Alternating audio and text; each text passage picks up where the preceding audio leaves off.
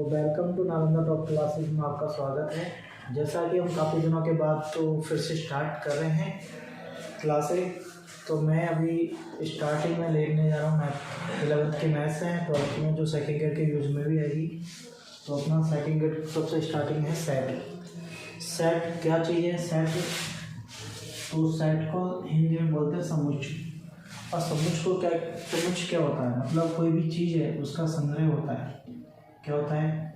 संग्रह। या कोई भी झुंड होता है, या झुंड या समूह, ठीक है, उनको हम क्या कहते हैं? सेट।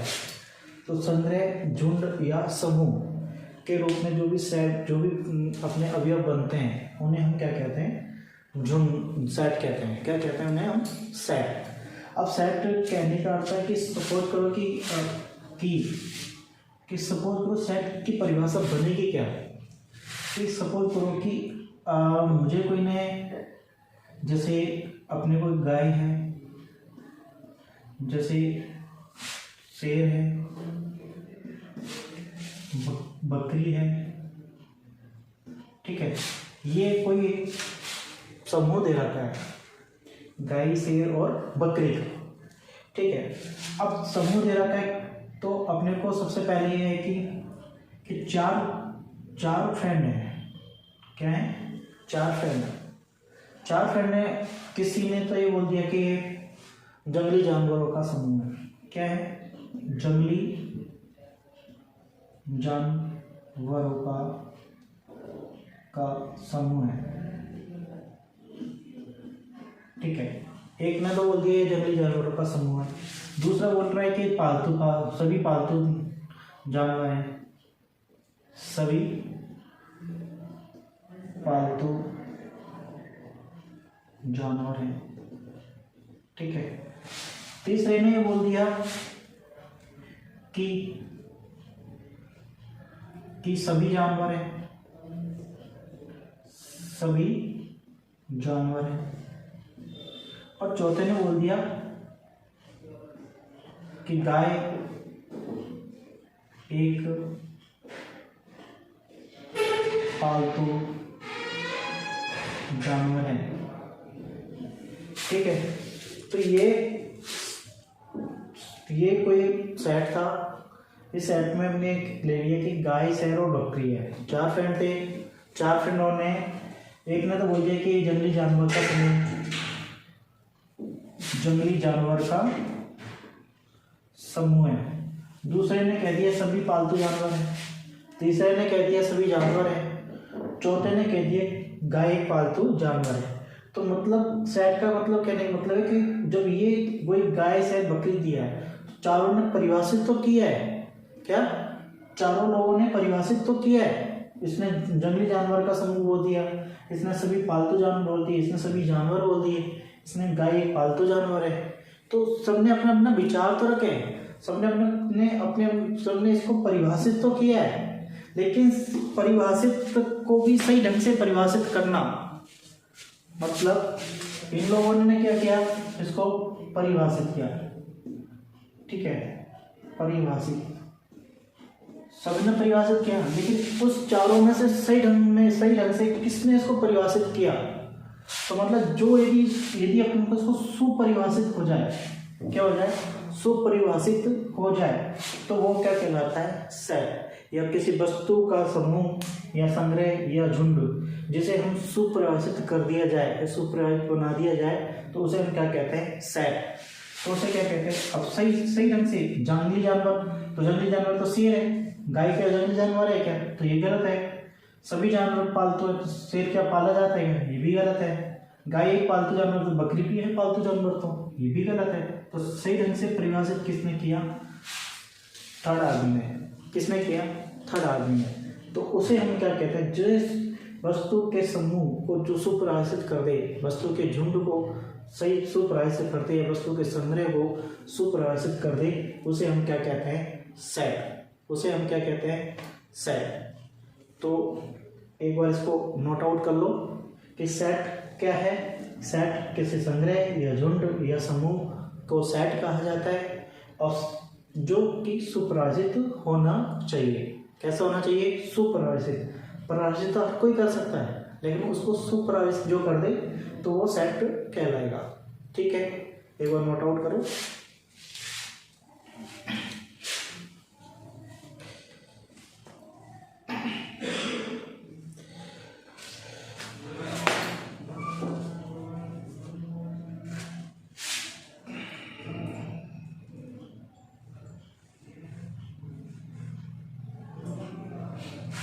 ठीक है, अब अगला, अब आते हैं अपन, ये तो सुपरिभाषित हो गया। अब इस सेट की चीज आती है कि सेट में होता क्या क्या चीज है, सेट में होता क्या क्या चीज।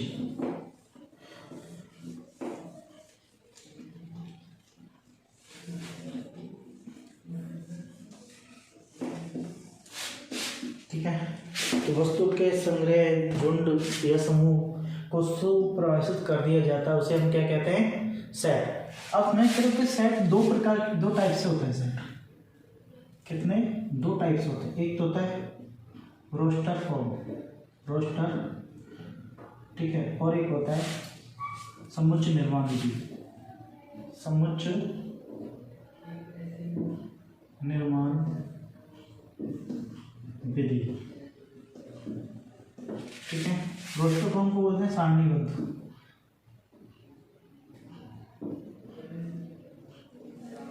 Roster form. ठीक है, रोस्टर समुच्चय और एक होता है समुच्चय निर्माण विधि। ये दो फॉर्म होते हैं, एक तो कौन सा है? रोस्टर फॉर्म, और एक कौन सा? समुच्चय निर्माण विधि। ठीक है, तो रोस्टर फॉर्म में क्या होता है? जैसे अभी अपन ने क्या लिखा? गाय, बकरी और शेर, ये लिखा। यदि इसे मैं किसी रोस्टर फॉर्म में, तो इसको यदि हम इस मतलब कोष्ठक के अंदर और किसी से डिनोट कर दूं, तो ये इसको बोलता है रोस्टर फॉर्म। ठीक है, और समुच्चय निर्माण विधि में क्या होता है कि जैसे ये लिख दिया कि एक्स जेड, एक्स एक जानवर, एक्स सभी जानवरों का समूह है, एक्स सभी जानवरों का समूह है। ये होती है अपनी सेट निर्माण विधि। तो ये कौन सी होगी? सेट निर्माण विधि। और ये होगी अपनी रोस्टर फॉर्म विधि। ठीक है, जिसे लगभग से ऑर्डर पेयर के रूप में अपन लिख दिया जाता है। तो ये तो हो गई अपनी रोस्टर फॉर्म। रोस्टर फॉर्म को किस रूप में लिख दिया? मतलब ब्रैकेट में रख के, और इसको किस रूप में लिख दिया? समुच्चय निर्माण विधि के अंतर्गत। ठीक है, तो सेट में दो चीज होती है, रोस्टर समुच्चय और समुच्चय निर्माण विधि। ठीक है, सभी नदियों का समूह, तो सभी नदियों का समूह को फिर अपन इस रोस्टर फॉर्म में भी लिख सकते हैं। जैसे वो क्या आएगा? या सभी सावनों का समूह या विद्यार्थियों का एक समूह बना दिया। तो उनको किस रूप में लिखना है वो अपने को एग्जाम में देगा कि रोस्टर फॉर्म के रूप में लिखना है या समुच्चय निर्माण विधि के रूप में लिखना है। ठीक है, तो ये दो विधि हैं, एक तो रोस्टर फॉर्म, दूसरी है समुच्चय निर्माण विधि, जिसे एक बार नोट आउट कर लो।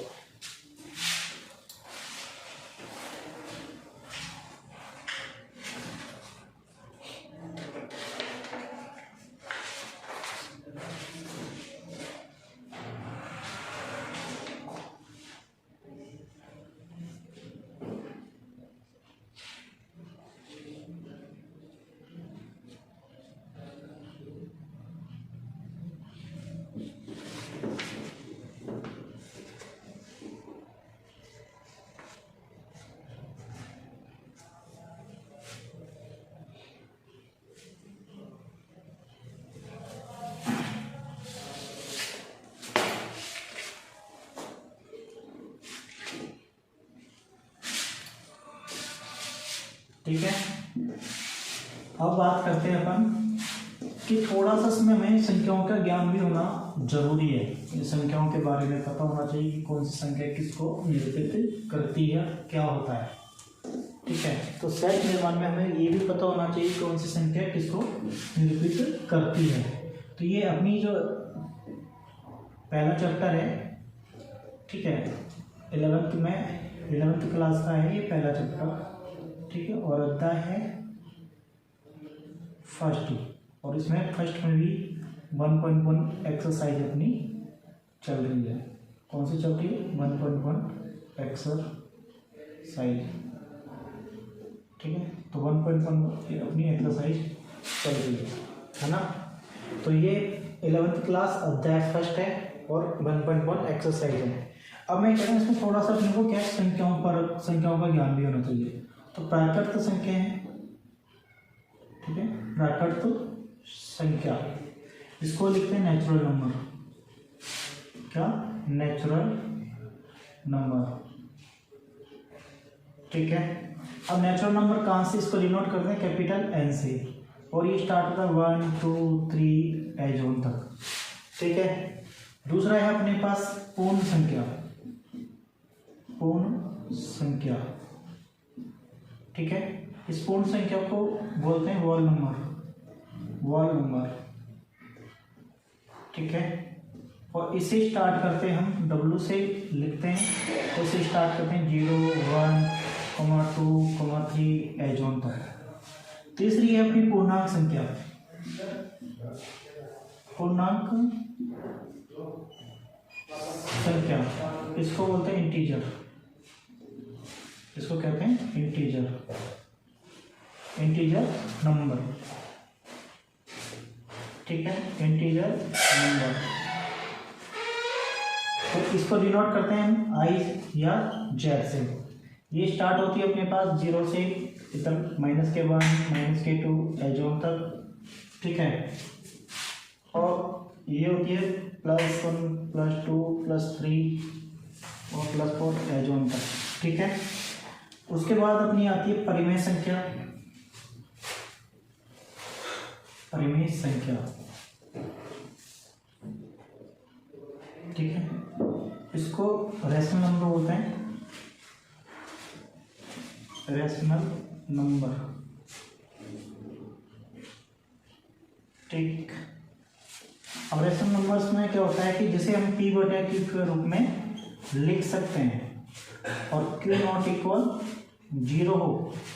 ठीक है, और जहाँ P/Q क्या होना चाहिए? पूर्णांक होने चाहिए। क्या होना चाहिए? पूर्णांक है, उसे हम परिमेय संख्या कहते हैं। एक बार नोट आउट कर लो, तो 1 2 संख्या रहेगी, उसके बाद तो समझ में आया। प्राकृत संख्या को किससे डिनोट करते हैं? कैपिटल एन से, और 1 से 3 तक लगातार लिखते जाते हैं। पूर्णांक संख्या है जो 0 से स्टार्ट होती है और उसको W से निरूपित करते हैं, पूर्ण संख्या है। और पूर्णांक संख्या जो है आई से या जेड से निरूपित करते हैं, 0 के लेफ्ट हैंड साइड और 0 के राइट हैंड साइड चलती जाती है। परिमेय संख्या जिसे P/Q के रूप में लिख सकते हैं, Q नॉट इक्वल 0, जहाँ पर P और Q एक पूर्णांक होना चाहिए। ठीक है, एक बार नोट आउट करो, फिर आगे।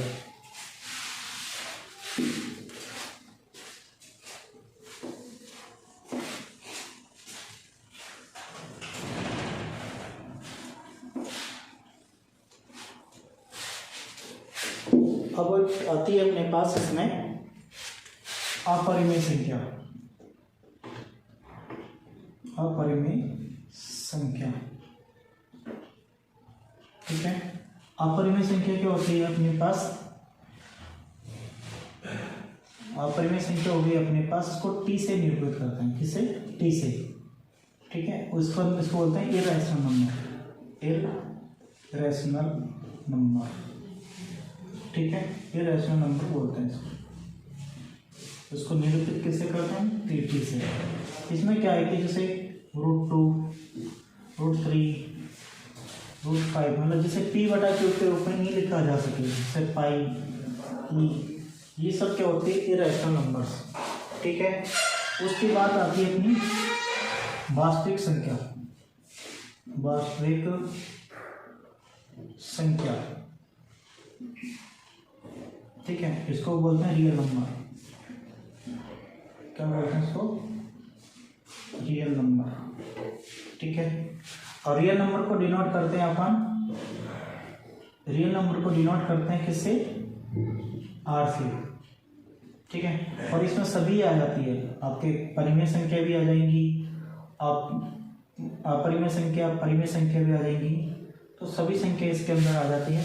तो वो वास्तविक संख्या होती है जिसमें परिमेय और अपरिमेय संख्याएं हों, और अपरिमेय संख्या जिसमें को p बटा q में नहीं लिखा जा सकता वो अपरिमेय होती है, और परिमेय कौन सी होती है जिसे p बटा q के रूप में लिख सकते हैं। q नॉट इक्वल 0 होना चाहिए और p और q यहाँ पर क्या होना चाहिए, पूर्णांक। ठीक है, तो इसे एक बार नोट आउट करो, फिर आगे अपन एक्सरसाइज के बारे में थोड़ा सा आगे पढ़ेंगे।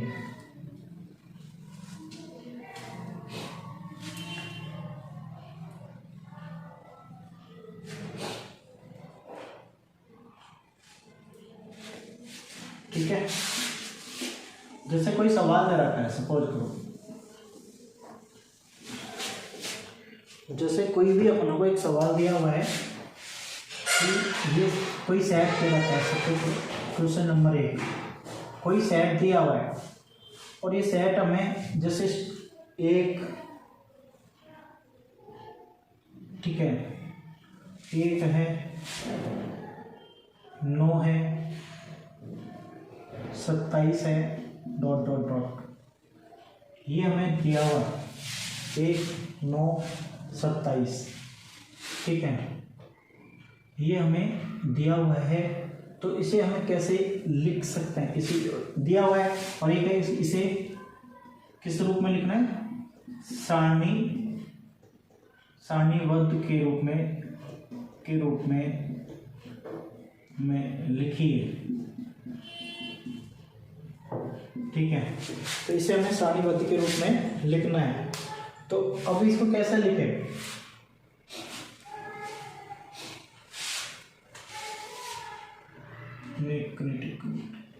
नौ दिया हुआ है,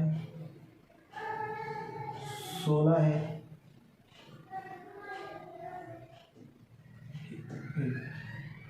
1, 4, 16।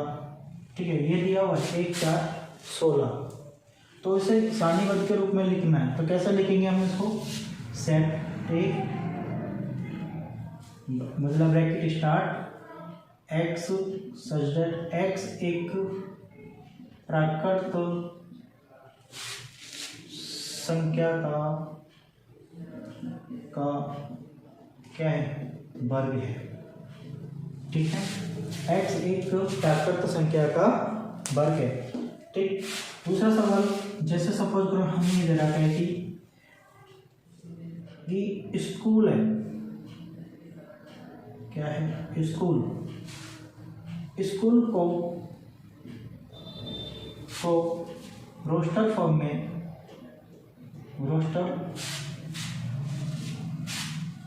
रोस्टर रूप में लिखिए। ठीक है, स्कूल है, इसको रोस्टर फॉर्म में लिखना है, तो हमने सबसे कोई एक सेट है ये।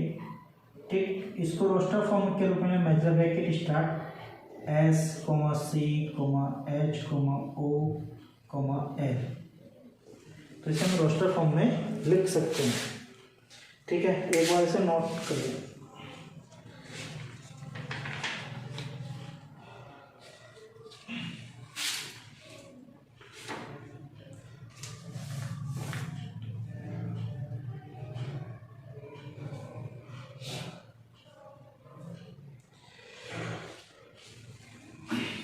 ठीक है, जैसे और कोई सवाल अपन को सवाल समीकरण के रूप में भी दे सकते हैं। ठीक है, जैसे समीकरण के रूप में दे दिया कि क्वेश्चन नंबर 3 कि a = x² plus x minus के 2। ठीक है, ये हमें कोई समीकरण दे रखा है, x² प्लस x माइनस 2 बराबर 0 को किस रूप में लिखना है, रोस्टर के रूप में। ठीक है, में लिखिए, रोस्टर के रूप में लिखिए। तो क्या करेंगे, सबसे पहले समीकरण को हल करेंगे, x माइनस 2 बराबर 0, इसको इससे मल्टीप्लाई करेंगे, 2x² हो गया, तो 2 के ऐसे टुकड़े करेंगे, हमें x मिल जाए 2x² के। तो क्या करें, तो x² प्लस 2x में से x घटा दूंगा तो x मिल जाएगा, माइनस के 2 = 0। इसमें से क्या कॉमन आ रहा है, x, तो x प्लस 2, इसमें से क्या कॉमन आया माइनस के 1, तो x प्लस 2 बराबर 0। इसमें से दोनों में से कॉमन क्या रहा है x प्लस 2 और बच गया क्या x माइनस 1 बराबर 0। तो x प्लस 2 इक्वल टू 0, तो x बराबर आ गया माइनस की 2, ठीक है। और x माइनस 1 बराबर 0, तो x बराबर आ गया माइनस प्लस के 1, ठीक है। अब किसको किस रूप में लिखना है रोस्टर फॉर्म में, तो रोस्टर फॉर्म में क्या हो जाएगा माइनस के 2 और कॉमा 1, ठीक है। इस रूप में अपन इसको लिख सकते हैं, एक बार नोट आउट कर लो, ठीक है।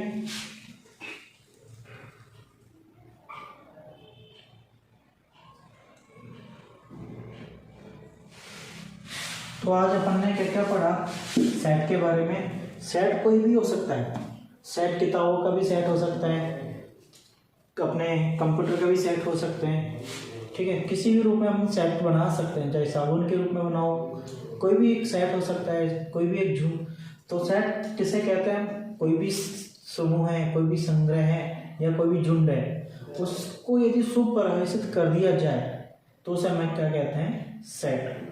सेट को हमने पढ़ा कि सेट को दो फॉर्म में लिखा जा सकता है, एक तो रास्टर फॉर्म में, दूसरा हम उसको लिख सकते हैं सारणी फॉर्म में, ठीक है, सारणीबद्ध फॉर्म में, समुच्चय निर्माण विधि में। दो विधि में लिख सकते हैं, एक तो समुच्चय निर्माण विधि में लिखना है और दूसरा किसके रूप में लिखना है रोस्टर फॉर्म के रूप में लिखना है। तो हमने उस पर कुछ सवाल भी कहते हैं कि रोस्टर फॉर्म के रूप में लिखिए या उसको सारणीबद्ध के समुच्चय निर्माण विधि के रूप में लिखिए। तो हमने 2-3 सवाल देखे, ठीक है। अब कल हम 1.11 की एक्सरसाइज स्टार्ट करेंगे फर्स्ट, ठीक है। तो आज का इतना ही, कंटिन्यू अपनी क्लास चलेंगी।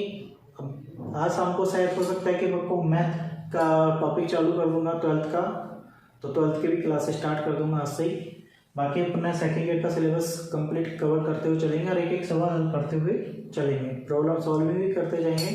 मेरे टेलीग्राम पे लिंक भी भेज दिए जाएंगे, ठीक है। और मेरा चैनल है, अधिक से अधिक उसको सब्सक्राइब करें, लाइक भी करें और बेल घंटी भी बजाएं। ओके।